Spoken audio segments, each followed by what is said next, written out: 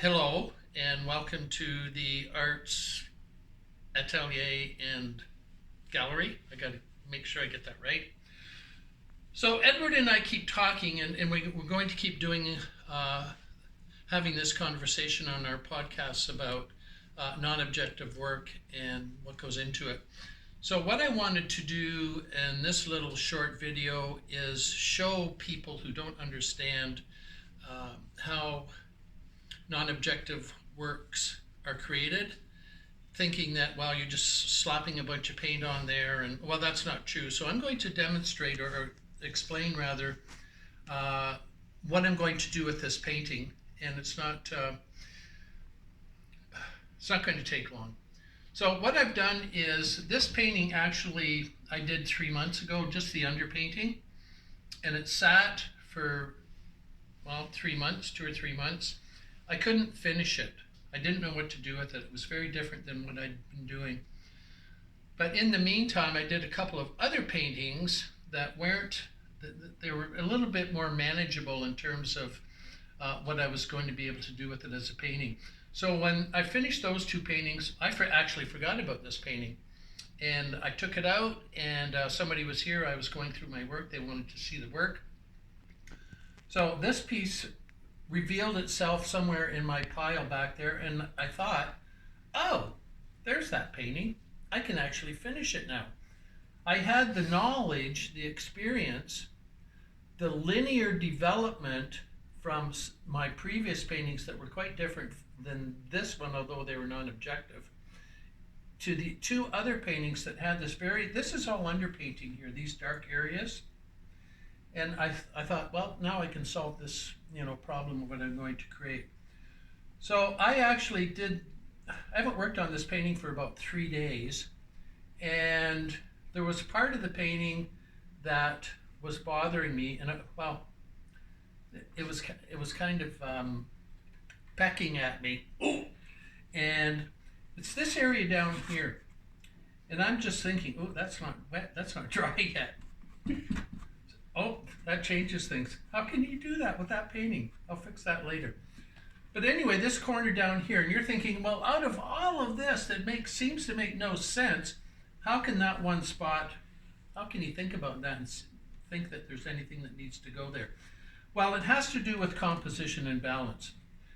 All the things that I put on here are very intentional. I know it looks very haphazard, and it's not. The color choices are very intentional. The mark making, the use of the blue throughout is very intentional. The pink is very intentional. Everything that you see here is very, very intentional. How much it was, these colors are all mixed. These aren't just out of a tube. So I actually had to take the time and think about what colors were going to work.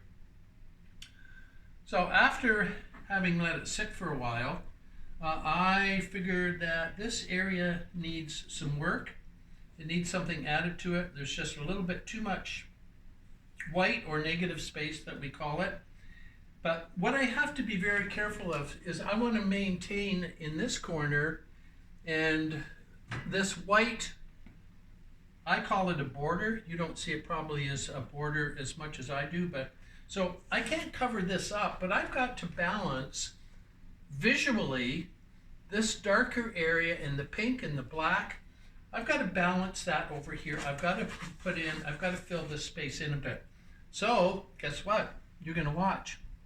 So I've just mixed some black, and I don't even want to get into that conversation. And all right, where am I going to put this? Well, I don't want to cover that up too much. I've got some black there. I don't want to continue there. I don't want to work too close to the edge. And I know that I want to put some pink in, which I've got already mixed up, and that's going in. So I'm not going to think it too much. I'm just going to rely on my years of experience and my intuition, and I'm just going to put a mark right there. Yeah, that's where that's supposed to go. I like it. It may need some adjustment later on, but I'm going to work with that. I still have some of this white border, a little closer to the edge than maybe I want it, but I'm going to leave it. It's okay.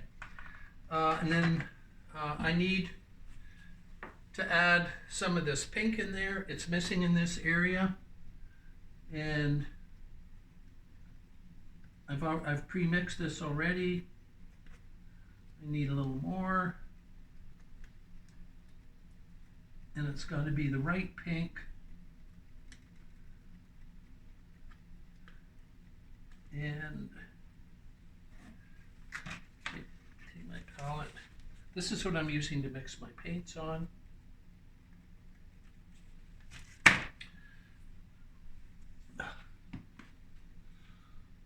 How much do I need is very critical, and where do I need it? Right there.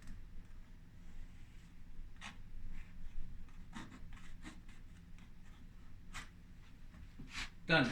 There you go. Finished. So that's how these non-representational pieces evolve. I may look at it and come back and do a bit more on it, but right now I'm pretty happy with what's been done. All right. So that's how it works. We'll see you again on another one.